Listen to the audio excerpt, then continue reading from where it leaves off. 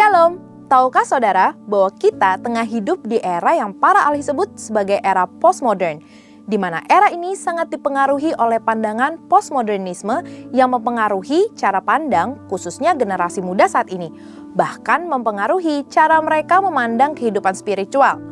Dari berbagai sumber yang menjelaskan tentang postmodernisme, dapat disimpulkan bahwa postmodernisme adalah cara pandang dan juga gaya hidup yang menentang atau selalu mempertanyakan segala sesuatu yang dulu tidak pernah dipertanyakan, yaitu dari hal ilmu pengetahuan, suatu kebenaran, dan bahkan penentuan otoritas. Pandangan ini umumnya bersifat skeptis dan lebih memprioritaskan pengalaman dan perasaan pribadi. Contohnya, mereka berpendapat bahwa kebenaran itu ada tapi tidak bersifat absolut, melainkan tergantung pengalaman dan perasaan tiap orang. Hal ini sangat berpengaruh terhadap pandangan mereka dalam berbagai hal. Dalam kekristenan sendiri, pandangan postmodernisme biasanya juga mempertanyakan hal-hal seperti bukti Tuhan ada atau tidak, apakah Alkitab adalah sumber yang valid atau tidak, pertanyaan mengenai kalau Tuhan itu baik, kenapa ada kejahatan, atau apakah suatu dosa masih relevan ketika banyak orang melakukannya dan akhirnya dianggap normal.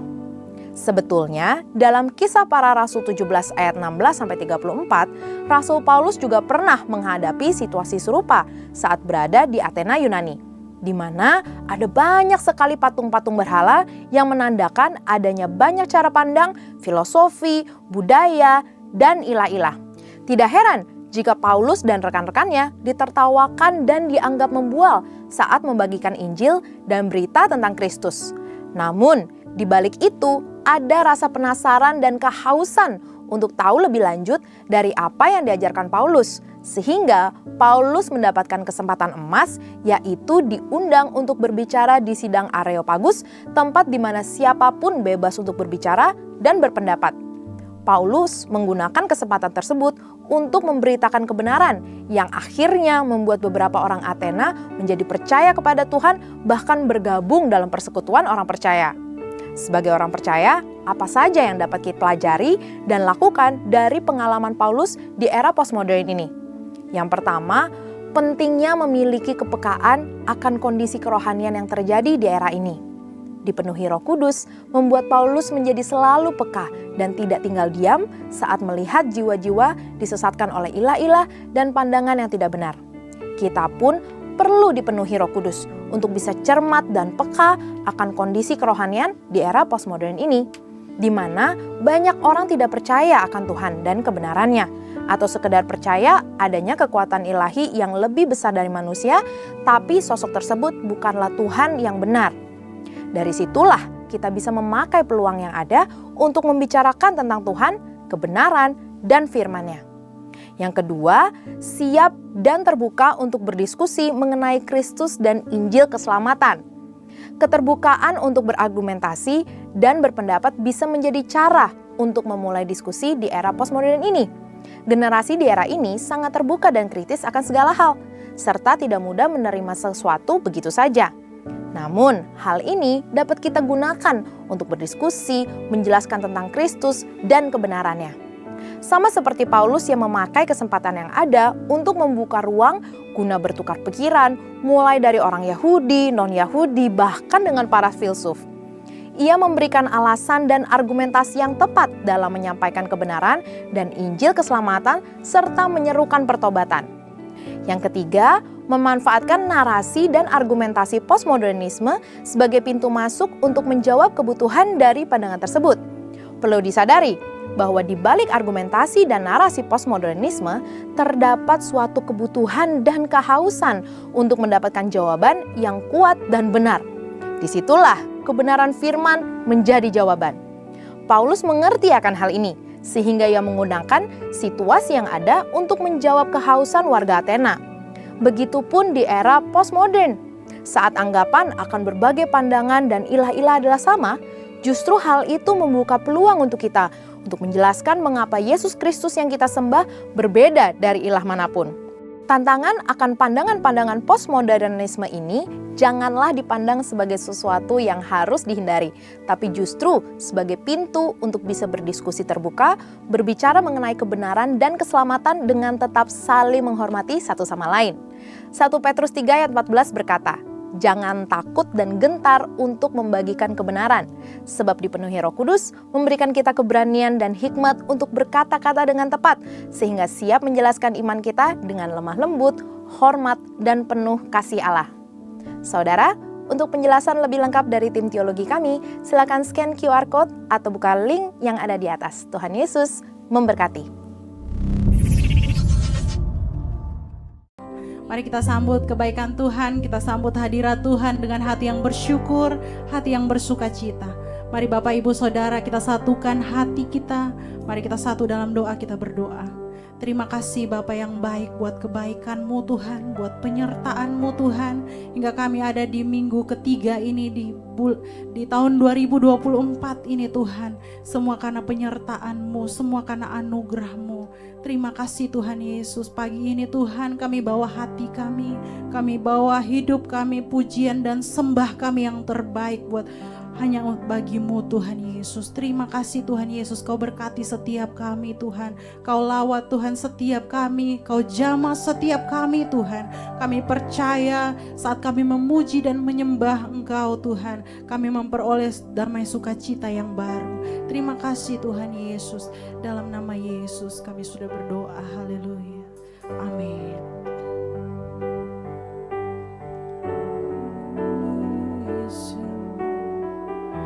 Percaya Tuhan, semua karena penyertaan-Mu Tuhan.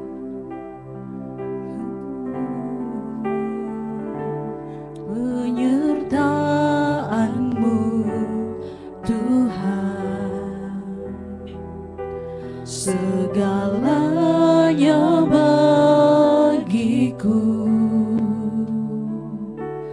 Hadir-Mu di hidupku, terutama bagiku. Penyertaan-Mu Tuhan, segalanya bagiku. Hadir-Mu di hidupku,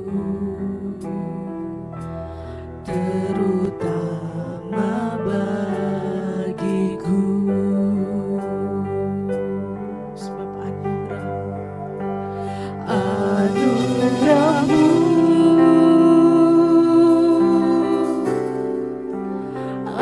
anugerah-Mu, semua karena anugerah-Mu, bukan karena kekuatanku. Anugerah-Mu,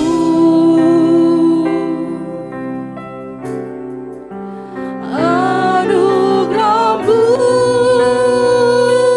Tuhan, kasih dan sayang-Mu, sumber kekuatan bagiku.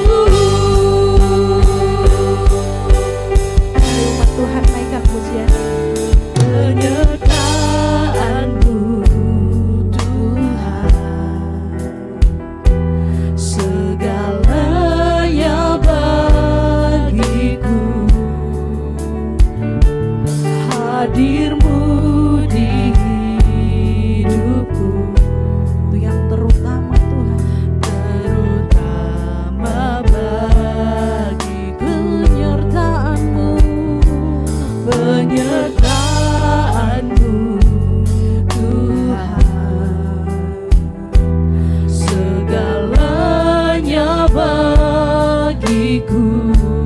Hadir-Mu, hadir-Mu di hidupku, terutama buat kami semua. Katakan anugerah-Mu, anugerah-Mu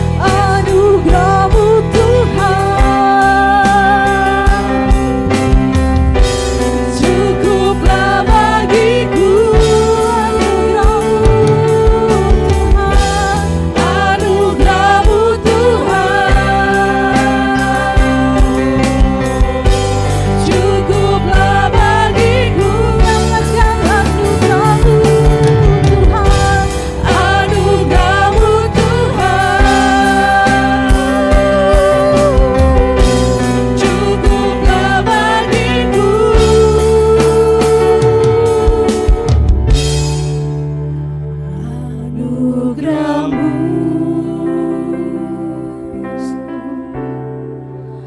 anugerahmu,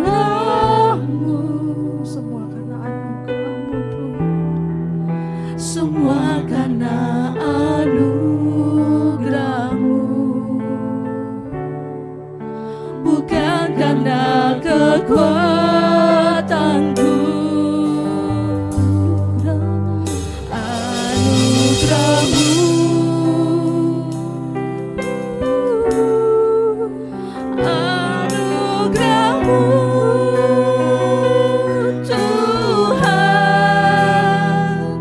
Kasih dan sayangmu, sumber kekuatan bagiku. Sekali lagi nyatakan karena anugerah Tuhan. Anugerahmu Yesus Tuhan, anugerahmu,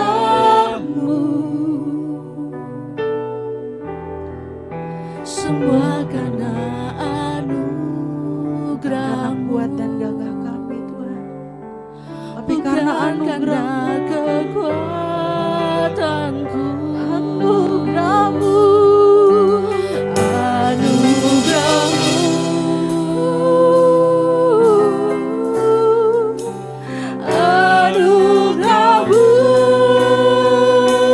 Tuhan, kasih dan sayangmu, sumber kekuatan bagiku. Anugerahmu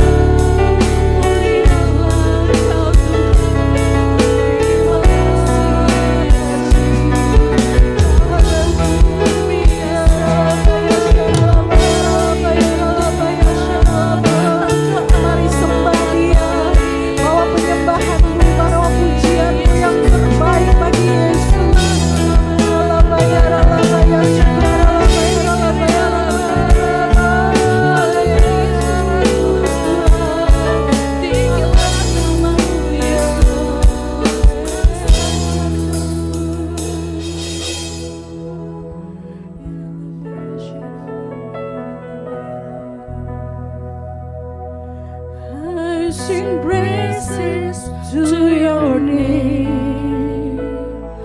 Oh Lord, praises to your name.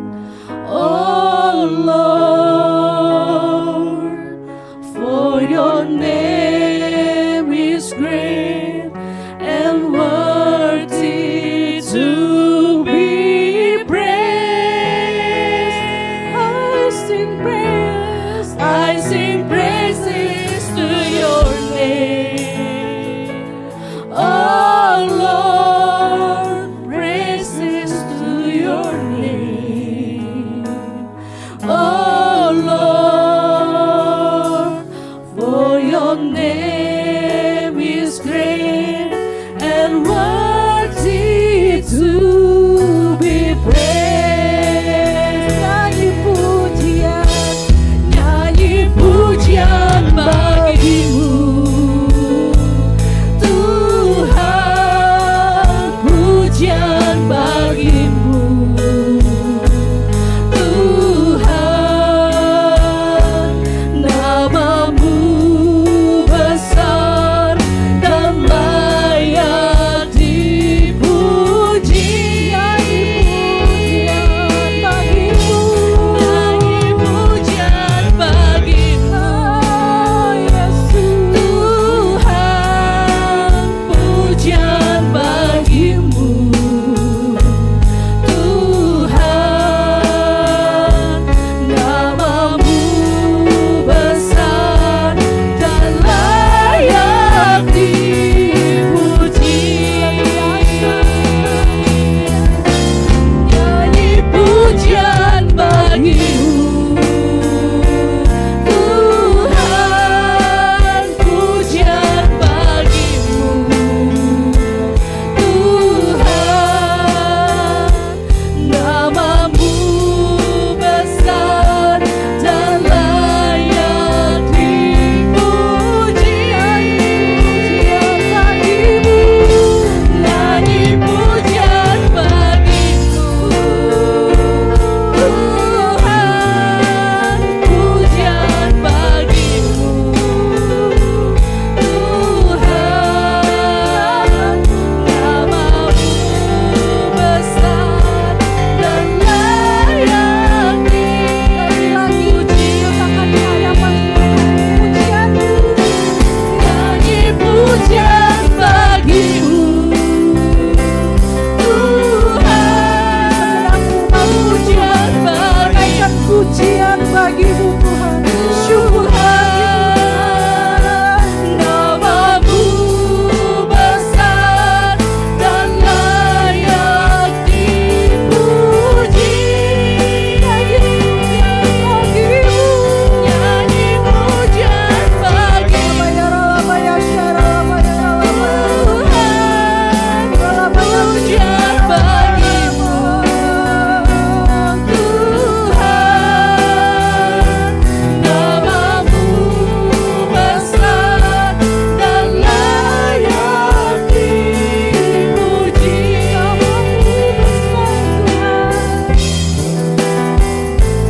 Namamu besar dan layak dipuji.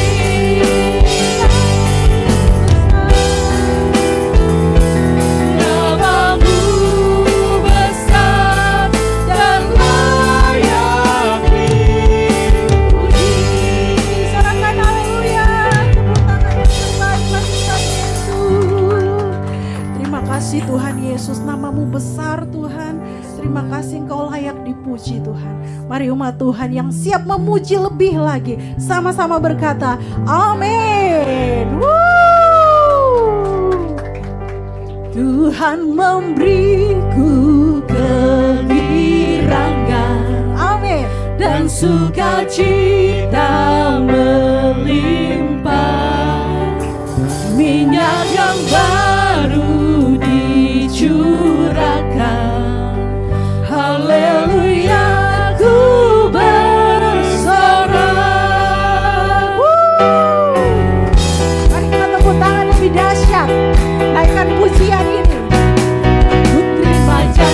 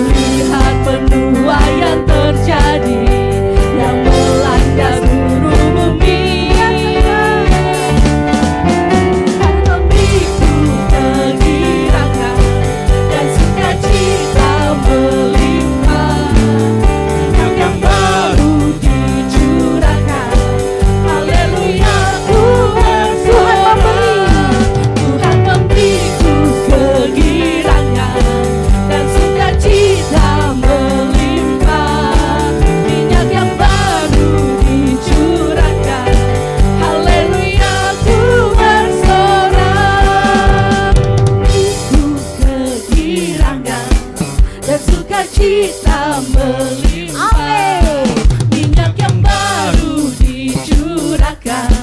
Haleluya, ku bersorak. Saya rindu jemaat lebih dahsyat.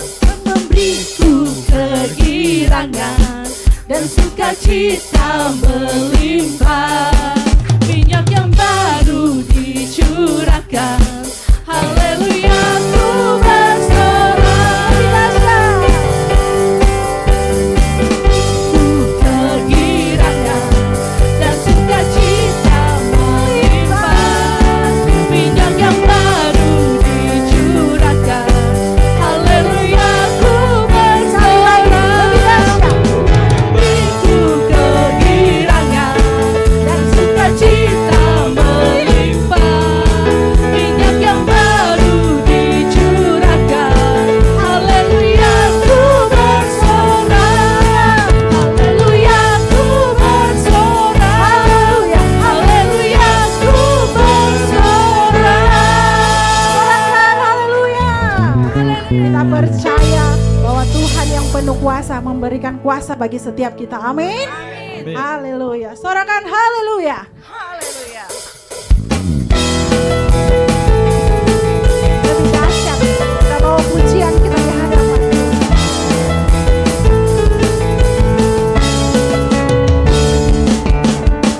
Diberi kuasa dari Raja mulia, menaklukkan musuh di bawah kakiku.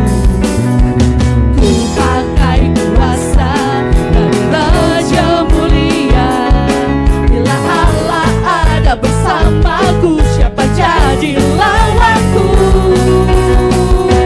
Sungguh besar Kau Tuhanku, Engkau merisai hidupku.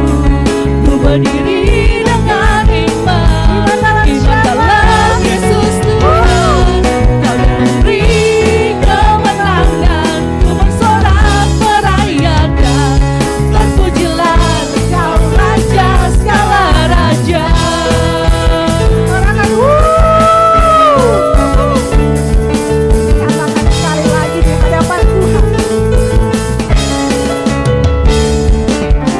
Ku diberi kuasa dari Raja mulia, menaklukkan musuh di bawah kakiku. Ku pakai kuasa dari Raja mulia. Bila Allah ada bersamaku, siapa jadi lawanku? Bila Allah ada bersamaku, siapa jadi lawanku? Bila Allah ada bersamaku, siapa jadi lawanku? Sungguh besar Kau Tuhanku, Engkau merisai hidupku. Ku berdiri dengan iman, iman dalam Yesus Tuhan. Kau yang memberi kemenangan, ku bersorak merayakan. Terpujilah Engkau Raja segala raja. Sungguh besar Kau Tuhanku, Engkau merisai hidupku. Ku berdiri dengan iman, iman dalam Yesus Tuhan. Kau yang memberi kemenangan, ku bersorak merayakan. Terpujilah Engkau Raja segala raja. Terpujilah Engkau Raja segala raja. Terpujilah Engkau Raja segala raja. Sorakan haleluya. Puji nama Tuhan dahsyat. Bapak Ibu Saudara dipersilakan duduk dalam hadirat Tuhan. Tiba saatnya kita akan memberkati gereja ini dengan persembahan diakonia. Mari kita siapkan persembahan kita.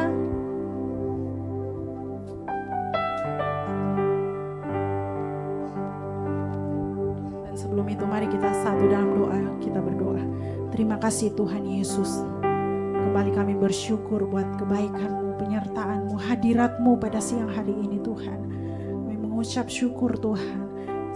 Tiba saatnya Tuhan kami akan memberkati gereja ini Tuhan. Kiranya Engkau pakai persembahan ini Tuhan untuk memperbesar pekerjaan gerejamu di tempat ini Tuhan Yesus. Kau balas berkat yang berlimpah-limpah Tuhan bagi tangan-tangan yang akan memberi. Hanya di dalam nama Yesus kami berdoa dan mengucap syukur. Haleluya. Amin.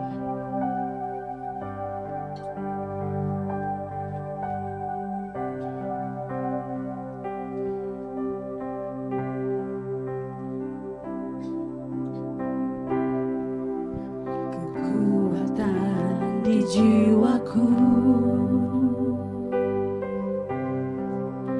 ketenangan di batinku, ada dalam hadirat-Mu, ku menyembah-Mu.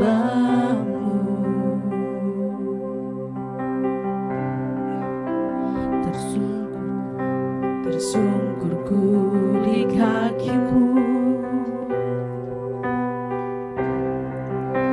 rasakan hadirat-Mu. Takkan ku melepaskan-Mu, Kau cahaya bagiku. Mengiringmu seumur hidupku, masuk dalam rencana-Mu Bapa. Pikiranku, kehendakku, ku serahkan padamu. Harapanku hanya di dalam-Mu, ku kan teguh bersama-Mu Tuhan. Jadikanku bejana-Mu untuk kemuliaan-Mu. Mengiringmu seumur hidupku, masuk dalam rencana-Mu Bapa.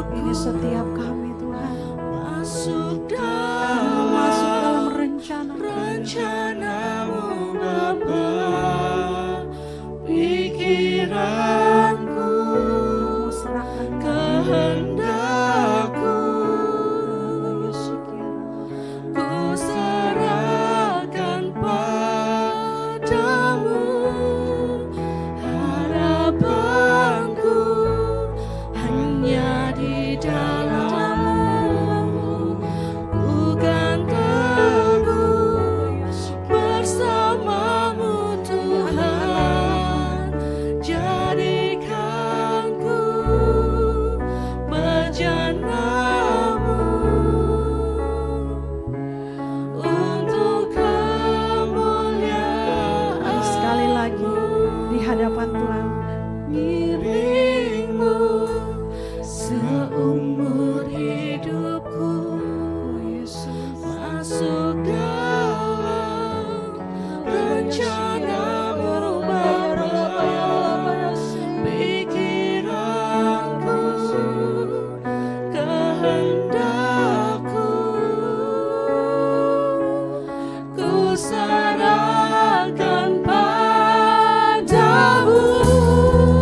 Harapanku hanya di dalam-Mu, ku kan teguh bersama-Mu Tuhan.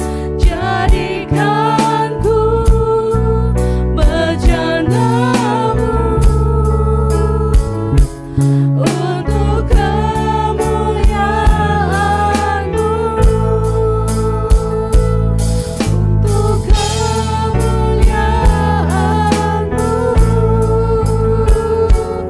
untuk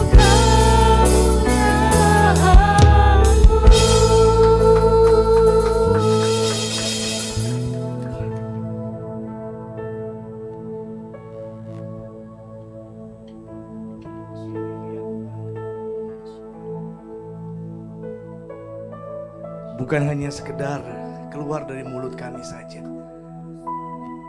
tapi ini sebagai pengakuan dari isi hati kami yang terdalam, bahwa kami mau mengiring Tuhan seumur hidup kami. Karena tidak ada yang bahagia di bumi ini, di dunia ini, kecuali bisa melayani Tuhan. Mungkin kami ada di antara gereja ini bejana-bejana yang hancur, yang butuh Tuhan bentuk kembali, supaya kami menjadi bejana yang berarti, berguna bagi banyak orang, sehingga hanya nama Tuhan yang dipermuliakan.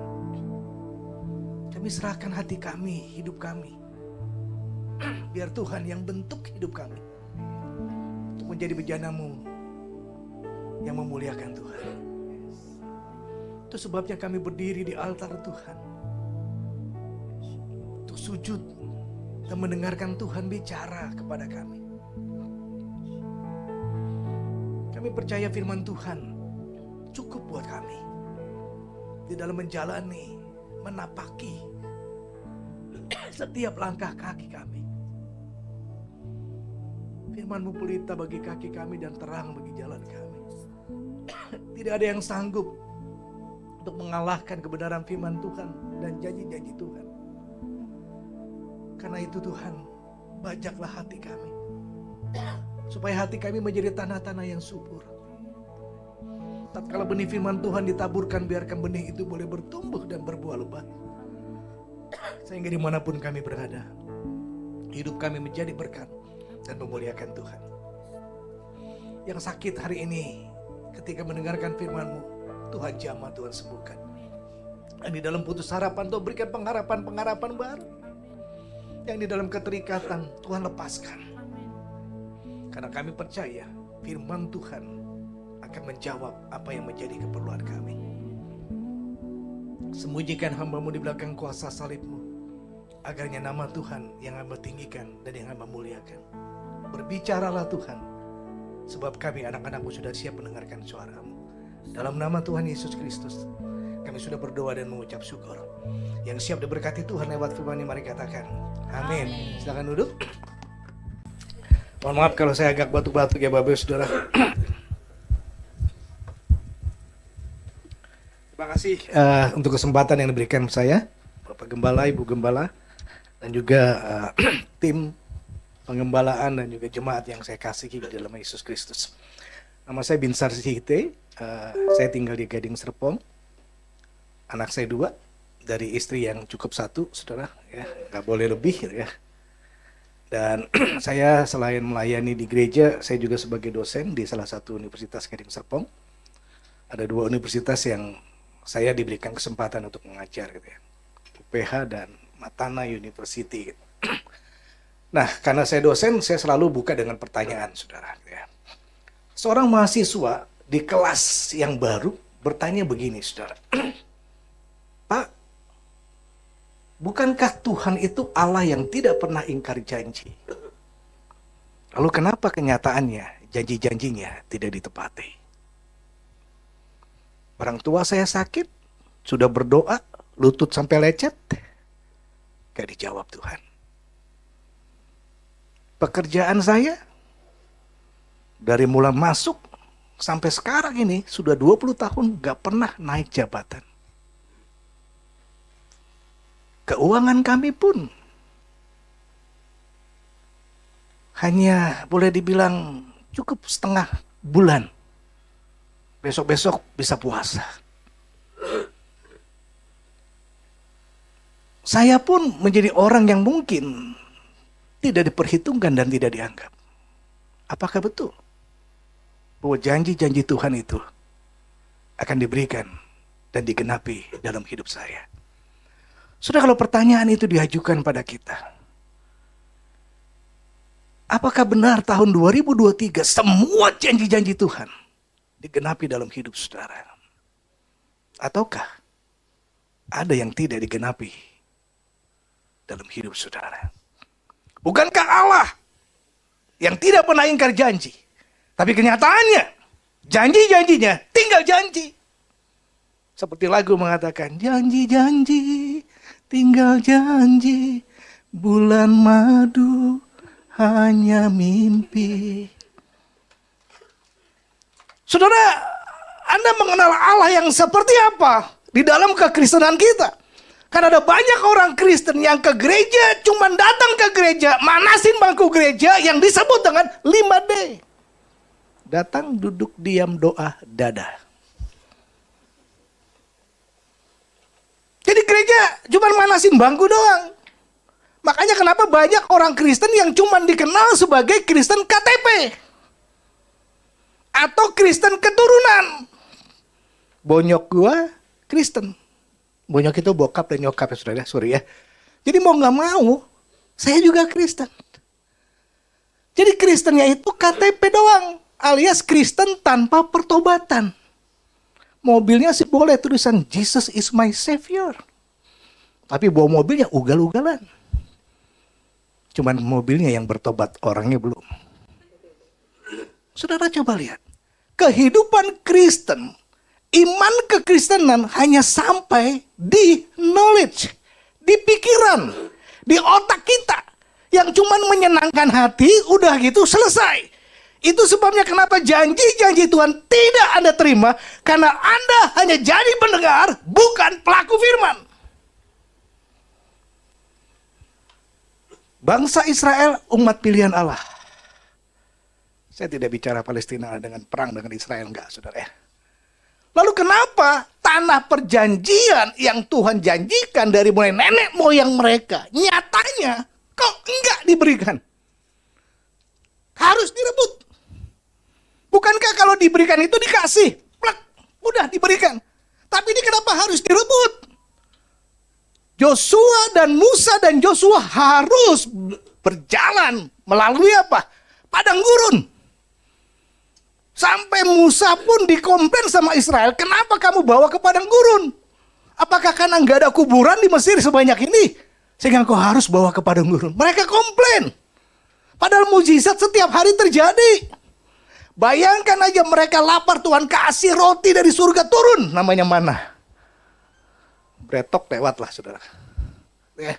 Roti-roti apapun, roti bakar Bandung apa, lewat semua sama mana. Diberikan. Mereka bosan makan roti mana? Diberikan daging. Burung puyuh tinggal tangkep doang. Panggang. Baju mereka selama 40 tahun gak pernah yang namanya rusak. Sampai baju pun Tuhan perhatikan. 40 tahun. Gak rusak-rusak. Malam hari mereka berjalan. Tuhan kasih tiang api. Dan di siang hari mereka kepanasan. Tuhan kasih tiang awan. Mereka haus. Musa cuma bilang batu, pukul ding keluar air. Pocari Sweat juga kalah enaknya. Begitu fresh airnya. Setiap hari ada mujizat, gak jaminan dia tetap mentaati dan percaya kepada Tuhan. Mujizat bukan segala-galanya untuk kita menjadi orang Kristen yang takut akan Dia. Karena buktinya setiap hari ada mujizat, Israel masih komplain. Lalu bagaimana dengan Allah yang tidak ingkar janji dan yang bisa melakukan mujizat? Nyatanya, janji itu tinggal janji. Siang hari ini, saya mau spill bagaimana supaya Anda bisa melangkah dalam janji Tuhan dan meraih janji itu yang Tuhan berikan di tahun 2024 ini. Mari kita buka Yosua pasal 1. Yosua 1 ayat 1 sampai 8, Saudara. Kalau tadi pagi Joshua yang baca dan Joshua yang nulis, ini sekarang John mana John? John, baca John. Iya. Sampai 8 ya John. Baca dengan suara yang keras. Yosua 1 ayat 1, perintah Tuhan kepada Yosua untuk merebut tanah Kanaan. Sudah Musa hamba Tuhan itu mati, berfirman Tuhan kepada Yosua bin Nun, abdi Musa itu demikian. Hambaku Musa telah mati, sebab itu bersiaplah sekarang, seberangilah sungai Yordan ini, engkau dan seluruh bangsa ini menuju negeri yang akan kuberikan kepada mereka, kepada orang Israel itu. Setiap tempat yang akan diinjak oleh telapak kakimu, kuberikan kepada kamu seperti yang telah kujanjikan kepada Musa. Dari padang gurun dan gunung Libanon yang sebelah sana itu sampai ke sungai besar, yakni sungai Efrat. Seluruh tanah orang Het sampai ke laut besar di sebelah matahari terbenam. Semuanya itu akan menjadi daerahmu. Seorang pun tidak akan dapat bertahan menghadapi engkau seumur hidupmu, seperti aku menyertai Musa. Demikianlah aku menyertai engkau, aku tidak akan membiarkan engkau dan tidak akan meninggalkan engkau. Kuatkan dan teguhkanlah hatimu, sebab engkaulah yang akan memimpin bangsa ini memiliki negara yang kujanjikan dengan bersumpah kepada nenek moyang mereka untuk diberikan kepada mereka. Hanya kekuatkan dan teguhkanlah hatimu dengan sungguh-sungguh. Bertindaklah hati-hati sesuai dengan seluruh hukum yang telah diperintahkan kepadamu oleh hambaku Musa. Janganlah menyimpang ke kanan atau ke kiri, supaya engkau beruntung kemanapun engkau pergi. Janganlah engkau lupa memperkatakan kitab Taurat ini, tetapi renungkanlah itu siang dan malam, supaya engkau bertindak hati-hati sesuai dengan segala yang tertulis di dalamnya. Sebab dengan demikian perjalananmu akan berhasil dan engkau akan beruntung. Terima kasih. Saudara lihat, tanah Kanaan Tuhan janjikan. Tapi kenapa harus direbut? Kenapa harus mengalahkan orang-orang enak? Giant, gagah perkasa, Hercules ada di sana. Dari 12 pengintai yang suruhnya Musa sebagai pemimpin mereka, hanya 2 orang yang bicara bahwa tanah Kanaan akan kita rebut. 10-nya tidak bicara apa-apa. Karena mereka takut. Kita ini seperti apa ya, kecoa diinjek juga langsung mati. Ini orang-orang hebat. Tapi Joshua dan Kaleb bilang apa? Enggak. Tuhan yang berjanji akan menepati janjinya. Tanah Kanaan yang berlimpah susu dengan madunya akan menjadi milik kita. Seperti janji Tuhan. Dan coba lihat. Kalau nggak ada effort dari bangsa Israel atau Joshua dan Kaleb, nggak akan pernah janji Tuhan itu dinikmati. Tuhan betul berjanji. Tapi ada nggak effort dari kita? Ada nggak sesuatu yang kita lakukan buat Tuhan? Kita udah berdoa, doa terus. Tapi hidup nggak berubah. Bagaimana Tuhan mau kasih jawab doanya? Kelakuan kita aja masih menyakiti hati Tuhan. Datang ke gereja cuman kerjanya ngomongin orang. Datang ke gereja cuman apa? Menghakimi orang yang di depan. Menilai. Bisik-bisik. Jadi nggak benar-benar bahwa hati kita tulus untuk Tuhan. Karena yang namanya ibadah itu bukan hanya di gereja, saudara. Di dalam bahasa Latin kata ibadah itu dari coram deo. Itu artinya nyusruk, saudara. Anda sedang berdiri di hadapan Tuhan, bukan ketika di gereja. Ini coram deo. Jadi kata coram deo, ibadah bukan hanya di gereja, di mimbar, puji-pujian, enggak. Tapi ketika ada di dalam masyarakat, ketika Anda ada di dalam pekerjaan, di marketplace Anda, itu pun sedang ibadah. Ibu-ibu perhatikan ketika nawar sayur. Tukang sayur paling tahu siapa ibu-ibu di komplek ini, di tempat perumahan Anda. Ibu yang itu tuh, ini. Pelit, medit, bin kikir. Bawang udah harga naik, ditawar 2.000. Udah 2.000, nawar lagi tambahin dong.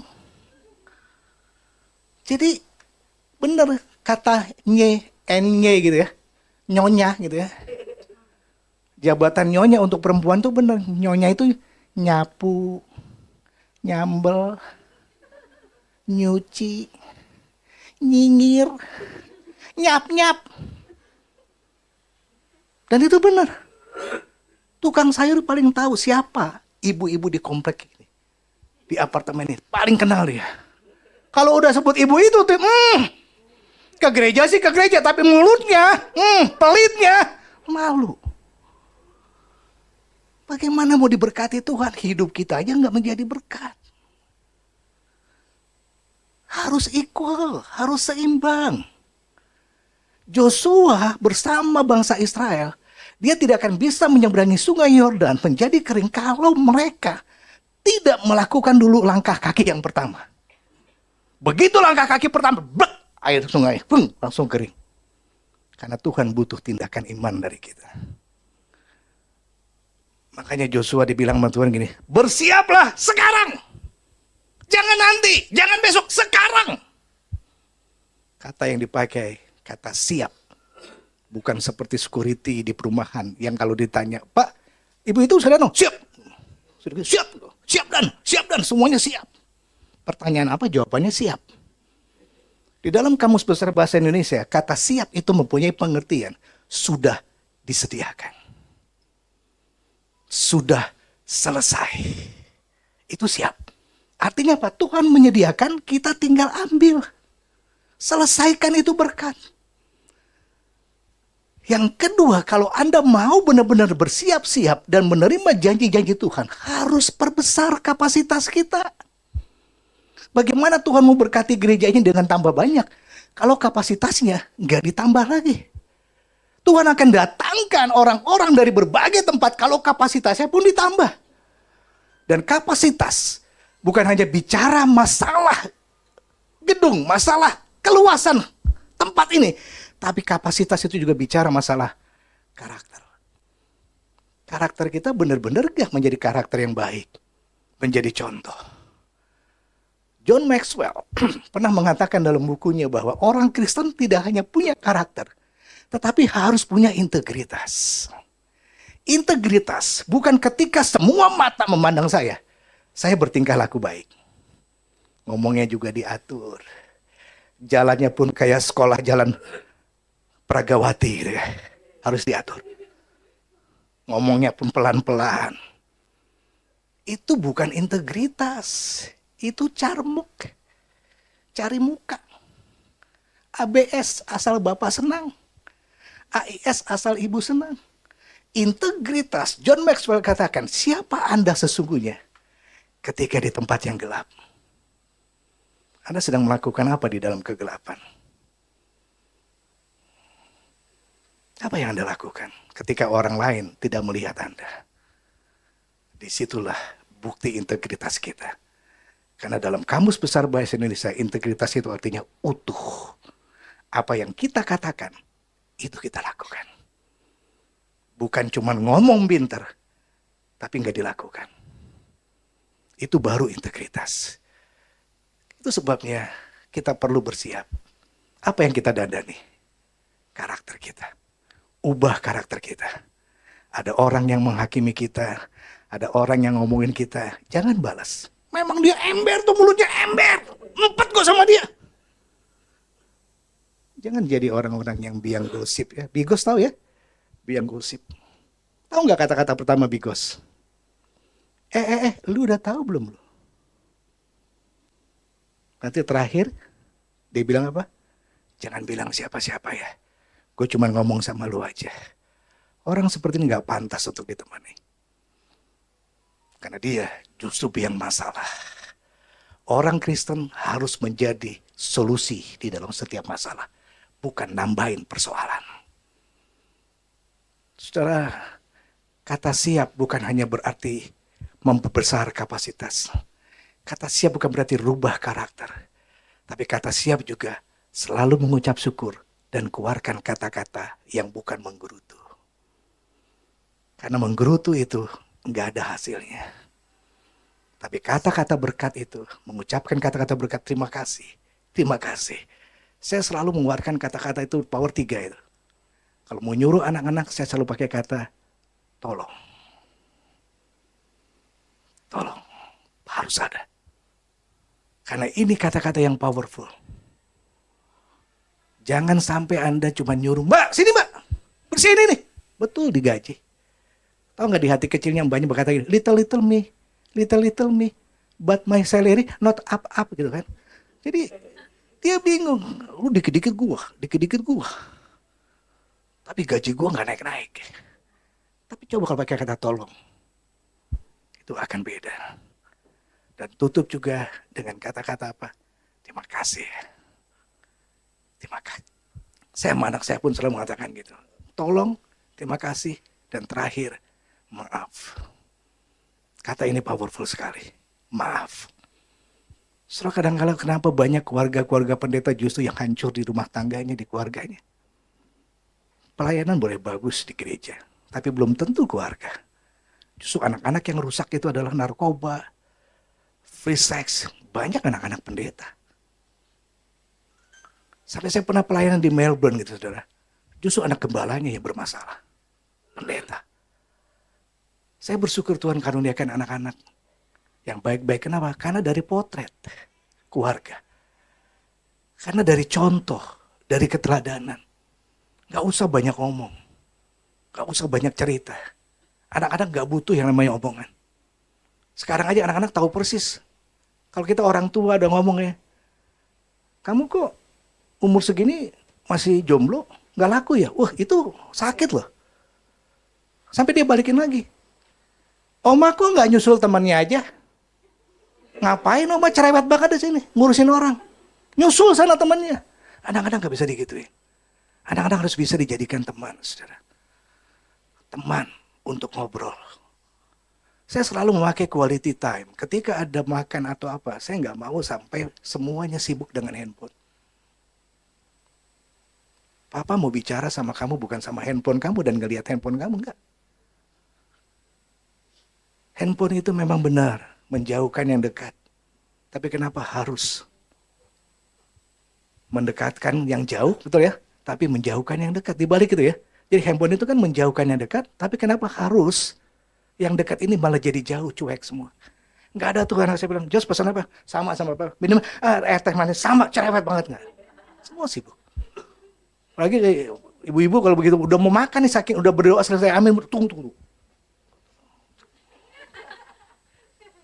Ngapain? Nyakitin temen, nyakitin orang, lihat enak banget ya makannya. Sakitnya tuh di sini. Gak usah diblas, bersyukur aja sama Tuhan, ajak ngobrol. Makanya kenapa setiap ada masalah Yesus selalu ajak makan. Karena di mana mulut terbuka, di situ hati pun terbuka. Itu dia. Jadi quality time itu perlu. Kumpulin handphone, taruh di atas meja. Kasih contoh lebih dulu. Biar kita bisa ada quality time. Keluarga itu penting, saudara. Makanya lihat jadi pendeta itu sulitnya minta ampun. Susah jadi pendeta. Kegendutan dibilang pendeta gak pernah doa puasa. Kurus dibilang pendeta gak diberkati. Naik motor dibilang pendeta kurang iman. Pakai mobil dibilang pendeta kok pakai mobil jangan-jangan nilep uang persembahan. Kumisan dibilang pendeta kurang ganteng. Kumisan dibilang pendeta kok kayak satpam. Gak punya anak dibilang pendeta itu kena kutuk. Banyak anak dibilang pendeta gak bisa menahan hawa nafsu. Maunya apa jemaat? Serba salah jadi pendeta itu. Bingung kadang-kadang. Bertindak seperti ini salah. Jemaat cuma maunya yang enak-enak tapi gak pernah melihat pergumulan pendeta-pendetanya. Pendeta itu hidupnya pas-pasan, saudara. Pas ke Singapura ada berkat. Pas anak lulus SMA masuk kuliah perguruan tinggi ada kampus, ada bang, amin ya. Jadi percayalah kita harus siap untuk menerima berkat Tuhan. Karena itu Joshua dibilang oleh Tuhan, bersiaplah sekarang. Dia nggak mau menerima, saudara. Kenapa? Karena Joshua itu punya traumatis, saudara. Mau dilempari batu sama bangsa Israel. Makanya lihat di dalam ayat 5. Seperti aku menyertai Musa, demikian pun aku menyertai engkau. Kata-kata Tuhan inilah yang membuat Yosua akhirnya mau bersiap-siap. Kalau nggak ada garansi dari Tuhan, kalau nggak ada jaminan dari Tuhan, Yosua nggak bakal terima tugas yang berat ini. Tapi Tuhan katakan, seperti aku menyertai Musa, demikian pun aku menyertai engkau. Bukankah Allah Immanuel pun berjanji akan menyertai kita?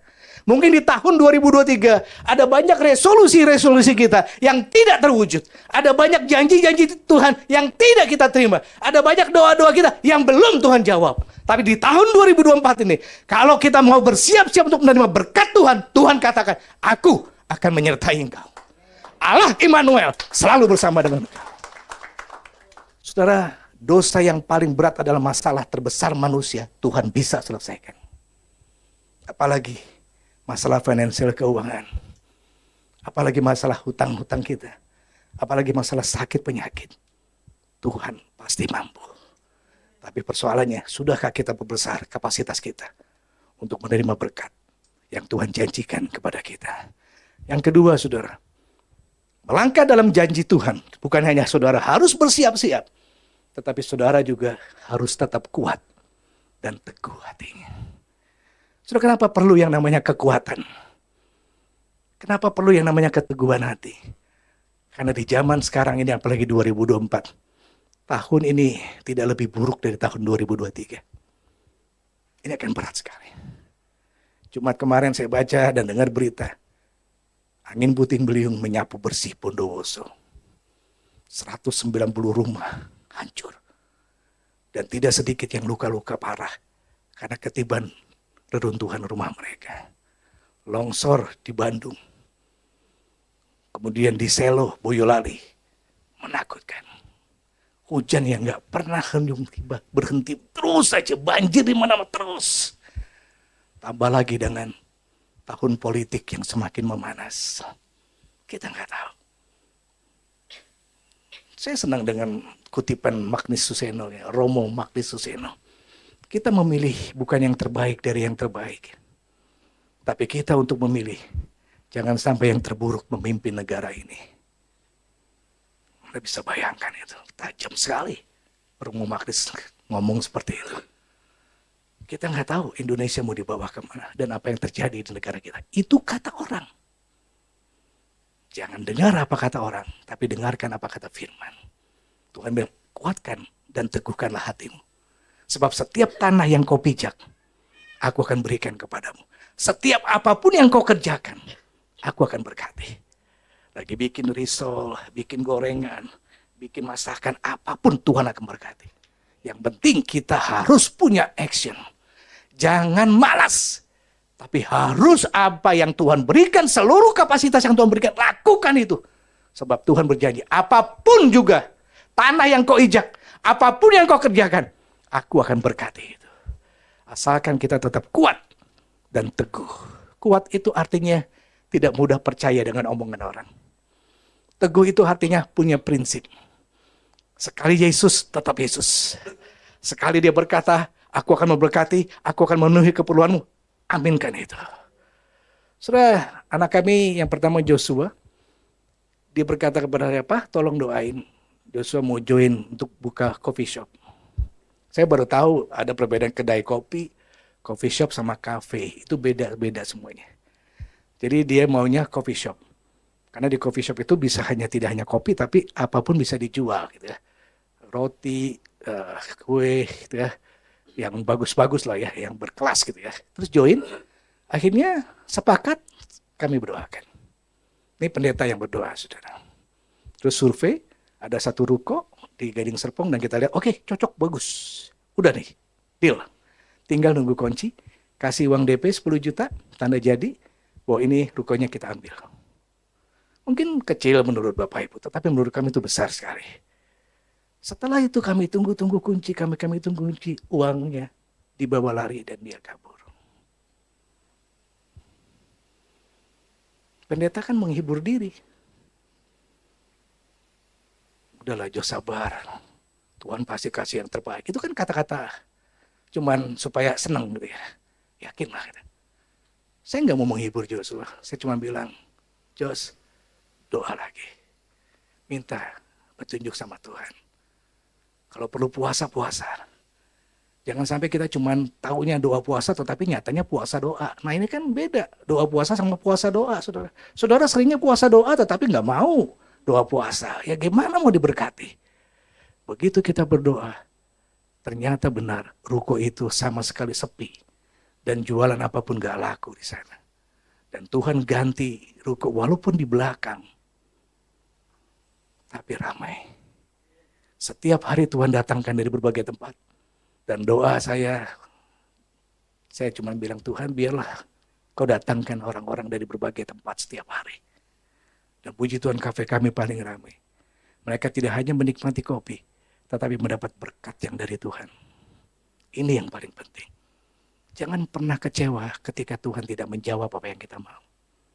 Karena Tuhan paling tahu yang terbaik buat kita. Tuhan tidak pernah terlambat dan tidak pernah terlalu cepat. Tetapi tepat waktunya. Dan selalu yang terbaik. Yang Tuhan mau, kita tetap kuat. Dan tetap teguh hati kita. Jangan sampai percaya apa kata orang. Tapi percayalah apa kata Tuhan. Yang ketiga, saudara. Kalau saudara mau berjalan dan melangkah dalam janji Tuhan. Tidak cukup hanya bersiap-siap saja. Atau kuat dan teguhkan hatimu. Tetapi juga yang ketiga di sini dikatakan. Jangan pernah melupakan firman Tuhan. Kita sering mendengar kata sate gitu ya. Ini bukan sate babi, bebong gitu ya. Bukan sate ayam. Tapi ini bicara saat teduh. Ada istilah lagi HPDT. Bukan handphone Nokia atau handphone yang sekarang Apple gitu ya. Tetapi HPDT itu kepanjangan dari hubungan pribadi dengan Tuhan. Dan ini penting. Saya nggak tahu di dalam keluarga, saudara, apakah kita punya altar doa di dalam keluarga.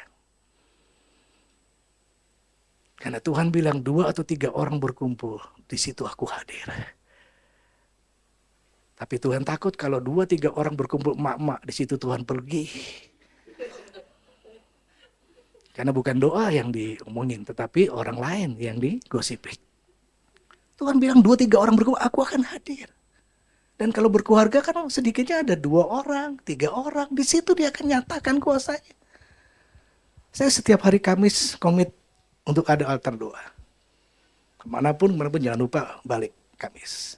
Jam berapa kamu bisa, kita sepakati. Dan kita berdoa. Saudara, begitu indah jam doa. Kita bisa tanya apa kebutuhan kamu, apa doa kamu.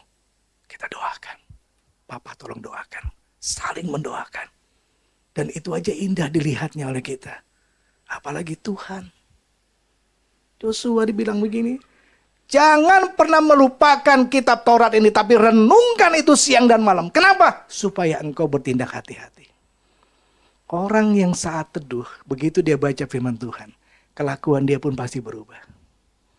Dan saya yakin. Orang yang hubungannya dekat dengan Tuhan. Pasti dia gak punya selingkuhan. Saudara tahu kenapa sekarang selingkuh lagi tren? Kenapa lagi tren sekarang? Saudara lihat, artis nggak ragu-ragu bilang, saya punya gebetan baru. Saya punya pacar baru. Herannya laki-laki semakin banyak duit malah semakin bertingkah. Semakin cari yang baru. Mungkin kita harus introspeksi diri. Mungkin kita sebagai istri, sebagai ibu ya. Sebagai wanita, di rumah kerjanya cuma pakai daster yang bau bawang. Sobek-sobek pula. Males lah. Laki juga ngeliat bau bawang, bau sambal, bau cabai. Males lah. Cuma daster. Tapi kalau keluar, waduh, mentok dandanannya. Bajunya juga keren gitu ya. Wah bener-bener dandan habis-habisan. Begitu lewat aja, kita nyobanya. Baunya mempesona sekali. Jadi kita dan ini buat siapa sebenarnya kaum wanita? Buat orang lain atau buat suami kita? Ya tapi enggak juga masak di dapur pakai jas. Masak, ya enggak juga lah ya. Kita ini wanita perhatikan. Kita dandan untuk suami karena sebagai imago Dei. Bukan pergi supaya dihargai orang lain. Alasannya, saya dandan supaya papa dihargai. alasan klasik. Justru untuk suami harus prioritas. Bersih lah, paling tidak harum lah. Wangi kan enak gitu loh. Mana ada di sini yang bau kecut deket-deket? Nggak ada lah. Tapi kalau harum, rasanya enak gitu loh. Dandanlah buat suami. Karena Anda sebagai imagodenya Tuhan. Itu paling penting. Karena ketika Tuhan satukan kita, Tuhan bilang, nggak ada yang bisa memisahkan kita. Hati-hati saudara. Karena itu berdandanlah kita. Karena kita sebagai imagode yang harus menunjukkan siapa kita di hadapan suami maupun orang lain. Saudara. Jangan pernah melupakan kitab Taurat ini. Tapi renungkanlah itu siang dan malam dan coba lihat. Dengan demikian perjalananmu akan berhasil dan engkau akan beruntung. Banyak orang yang berhasil tapi nggak untung. Buat apa kekayaannya, hasil kerjanya, akhirnya cuma buat sakit-sakitan doang. Nggak untung. Tapi begitu kita diberkati Tuhan, kita untung. Syaratnya di mana? Jangan pernah lupa saat teduh pribadi. Jangan pernah lupa doa bersama keluarga. Seorang bos di Jakarta pernah mau diketemui oleh ownernya. Bilang, katakanlah, Steven di mana? Maaf Pak, Steven nggak bisa terima tamu. Saya ini owner. Saya mau ketemu dengan karyawan saya walaupun dia direktur kamu. Saya owner. Saya presidennya. Tapi dia lagi ada urusan, nggak bisa diganggu. Sekretaris sudah bilang gitu. Karena dipesan jangan ganggu saya. Saya lagi ada urusan pribadi saya. Dia paksa itu sekretarisnya, kemudian dia buka pintunya. Presiden direkturnya atau ownernya kaget. Karena ketika lihat bosnya itu sedang berlutut. Sebelum dia bekerja sebagai direktur, dia datang kepada Tuhan lebih dulu. Ambil waktu saat teduh pribadi. Gak boleh diganggu siapapun. Bos. Pemimpin hebat. Dimana kalau atasan itu diberkati Tuhan, maka berkat-berkat itu akan mengalir. Dari kepala, leher, janggut terus dialirkan. Bayangkan orang yang mengutamakan Tuhan, maka Tuhan gak pernah melupakannya untuk memberkati dia berlipat kali ganda. Sampai hari ini perusahaan dia, walaupun zamannya COVID, dia tetap bisa untung sampai 5T. Bayangin, itu kesaksian yang luar biasa. Kenapa syaratnya? Dia selalu ambil waktu setiap pagi begitu datang. Dia sujud di hadapan Tuhan, dia berdoa pada Tuhan. Saudara, bukankah kita mengimani Matius 6:33? Carilah dahulu kerajaan Allah dan kebenarannya. Maka semuanya itu akan ditambahkan kepadamu. Kata ditambahkan itu tidak seperti tukang kacang rebus. Yang nambahin cuma banyak, tapi sedikit nambahin. Tapi Tuhan nambahin seabrek-abrek. Asalkan tidak melupakan waktu teduh bersama dengan Tuhan.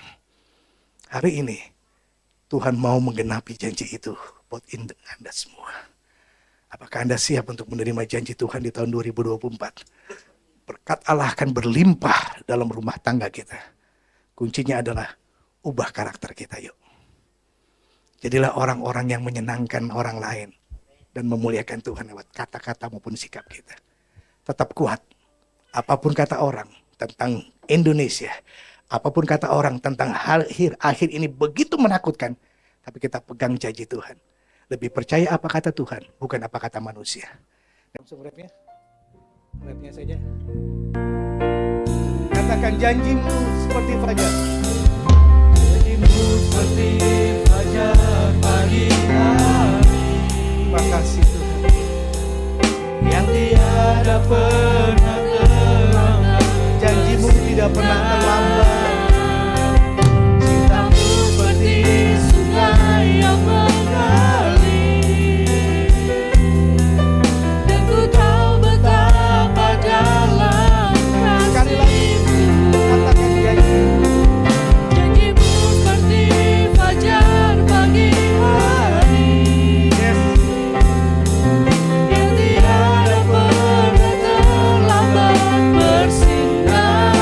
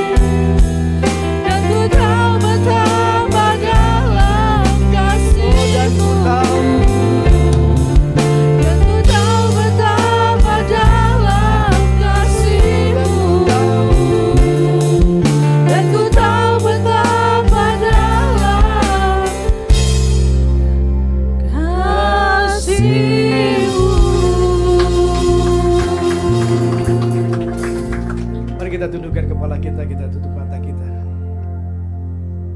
Saya terlalu yakin bahwa Yesus hadir di tengah-tengah kita, saudara. Dan dia mengenal setiap hati di tempat ini. Dimanapun kau berdiri, Tuhan sangat kenal dengan kau. Itu sebabnya, jangan tunggu nanti.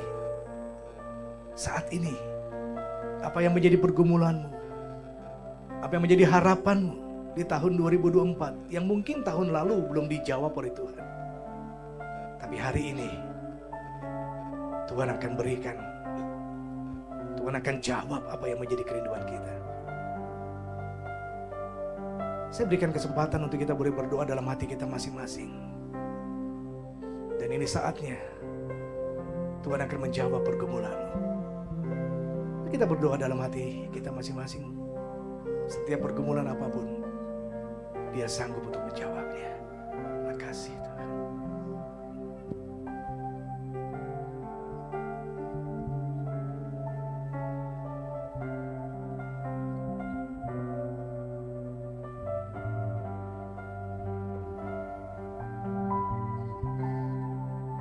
Bapak, inilah doa dari anak-anak-Mu Tuhan.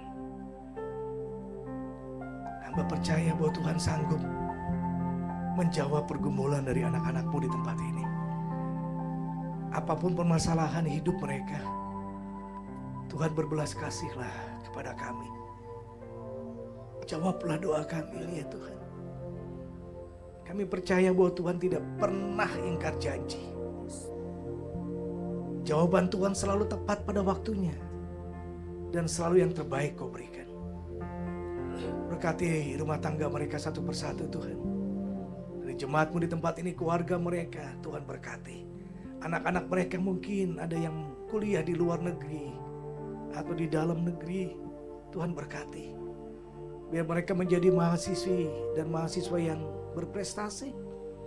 Anak-anak mereka yang sekolah, biar di sekolah mereka juga menjadi anak-anak yang berprestasi dan takut akan Tuhan. Menyenangkan hati Tuhan dan membanggakan orang tua mereka. Berkati anak-anak mereka Tuhan. Dan jemaat-Mu yang punya toko, punya perusahaan, pekerjaan apapun yang mereka geluti, Tuhan berkati lebih lagi. Berkati juga anak-anak Tuhan yang sudah melayani, baik pemain musik, pemimpin pujian, singer, greeter, usher, multimedia, Tuhan berkati. Apapun yang menjadi pergumulan mereka, doa mereka, Tuhan jawab hari ini. Dan berikan pada mereka yang terbaik.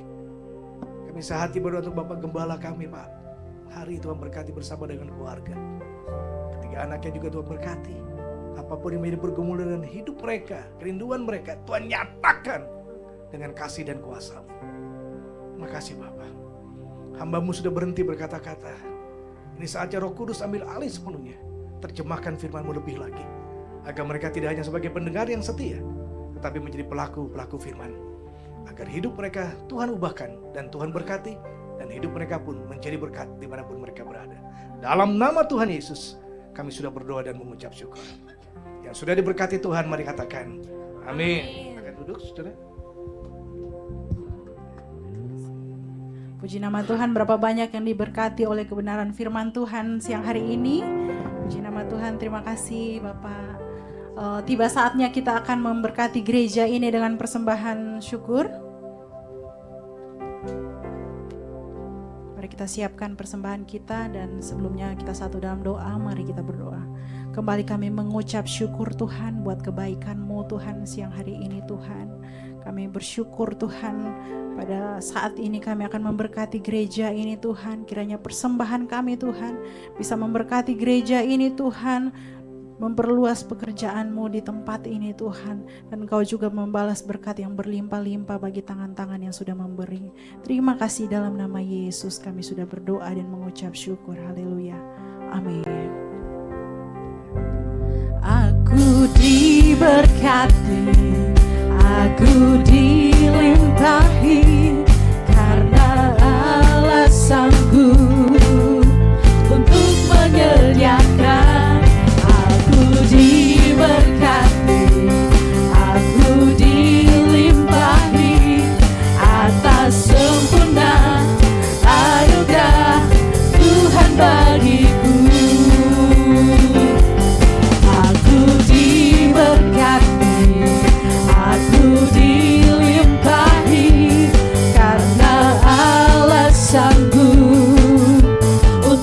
menyediakan.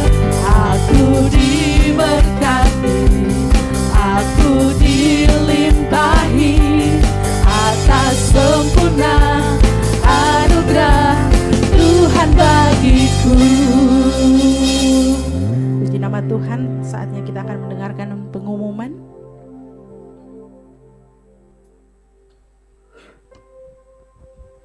Shalom Bapak Ibu, diberkati oleh firman Tuhan siang ini. Amin. Puji Tuhan. Jangan lupa minggu depan datang lagi. Mantap Oma. Minggu depan ada 2 ibadah, jam 8 dan jam 10 pagi, disertai ibadah sekolah minggu. Silakan Bapak Ibu ajak saudara, teman, anak, keluarga beribadah kembali di tempat ini. Kemudian ada kegiatan youth setiap minggunya jam 12:30 sampai 12:30. Lalu ada kegiatan UMAS di setiap Rabu pagi jam 10 pagi. Mari datang bersama. Lalu ada kegiatan KUL Kamis dan Jumat jam 7 di tempat ini. Dan juga kami mengundang setiap Sabtu pagi jam 6 berdoa bersama di tempat ini. Amin. Oma siap datang ya? Oke, puji Tuhan Oma. Bagi yang ingin menabur persembahan, kita sudah ada barcode di belakang atau bisa dibaca dari news ini. Sekian pengumuman. Mari kita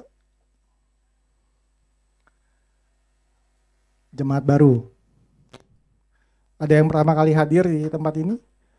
Oh, selamat datang Ibu. Mungkin bisa kita berkenalan lebih lanjut, ada data yang bisa diisi. Kami mengundang untuk datang di ibadah berikutnya. Terima kasih, mari kita bangkit berdiri, kita satukan hati, kita siap terima berkat Tuhan. Terima kasih Tuhan Yesus untuk hari ini, siang ini Tuhan, kalau kami boleh berkumpul bersama di tempat ini Tuhan. Ibadah ini berjalan dengan baik Tuhan Yesus. Kami boleh menerangkan firman-Mu Tuhan yang disampaikan oleh Pak Binsar Sihite Tuhan. Kiranya firman-Mu ini menjadi rema buat hidup kami Tuhan Yesus, menuntun langkah hidup kami ke depannya Tuhan. Biar Engkau berkati Pak Binsar Tuhan dalam pelayanannya Tuhan, kemanapun dia pergi Tuhan. Kau berikan dia hikmat akal budi Tuhan, tuntunan-Mu untuk keluarganya juga semuanya Tuhan Yesus. Juga kami berdoa Tuhan untuk pemerintahan Indonesia ini Tuhan, dari Pak Presiden Jokowi dan wakilnya Pak Maruf Amin Tuhan. Serta jajaran-jajaran menterinya Tuhan sampai ke jajaran yang terendah Tuhan Yesus. Kau berikan Tuhan tuntunan-Mu sampai pemerintahan ini selesai Tuhan dengan masa pemilu yang akan segera datang Tuhan. Kami percaya Tuhan, presiden yang akan naik berikutnya Tuhan adalah daripada-Mu Tuhan. Kau berikan keamanan untuk Indonesia ini Tuhan, keamanan ekonomi yang stabil Tuhan Yesus. Kami percaya Tuhan kuasa darah-Mu Tuhan melindungi negara Indonesia ini Tuhan. Jauhkan dari segala bencana Tuhan Yesus. Kami bersyukur Tuhan kalau sampai saat ini kami bisa hidup dengan aman dan tentram Tuhan Yesus. Kami percaya Tuhan semuanya kekuasaan adalah dalam pemerintahan-Mu Tuhan. Kami percaya semuanya akan berjalan dengan baik Tuhan Yesus. Juga kami berdoa untuk Pak Niko Tuhan sebagai gembala, lalu wakil-wakilnya Tuhan sebagai gembala GBI Tuhan Yesus. Juga kami berdoa untuk Pak Kiki sebagai gembala Rayon 1D. Juga terutama untuk Pak Hari Nugroho Tuhan sebagai gembala setempat di Gading Nias Residence ini Tuhan. Kau berkati dia, berikan visi misi-Mu Tuhan, keluarganya Tuhan, semuanya Tuhan Yesus. Kami percaya Tuhan kalau tempat ini sudah disediakan Tuhan untuk menjangkau jiwa-jiwa yang ada di sini Tuhan. Hanya di dalam nama-Mu Tuhan kami berucap syukur Tuhan Yesus. Sebentar kalau kami siap terima berkat-Mu. Kiranya Engkau memberkati aku berlimpah-limpah dan memperluas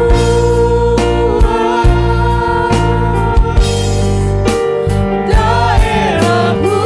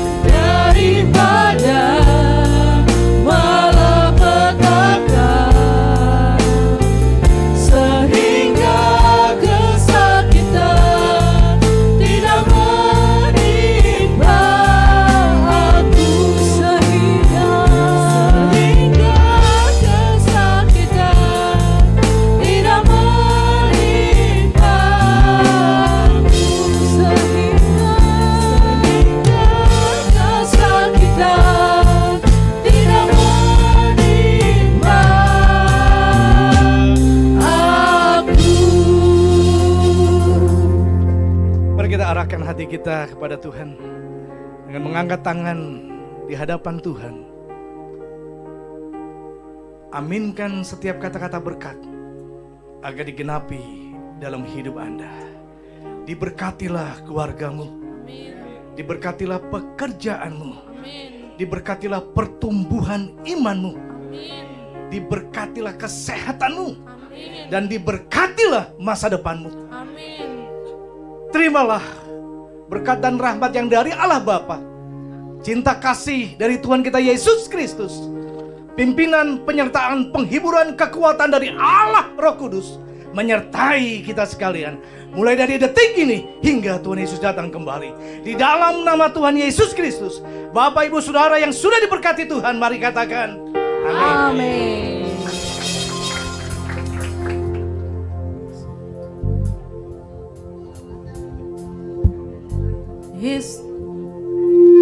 Tuhan memberiku kegirangan dan sukacita melimpah.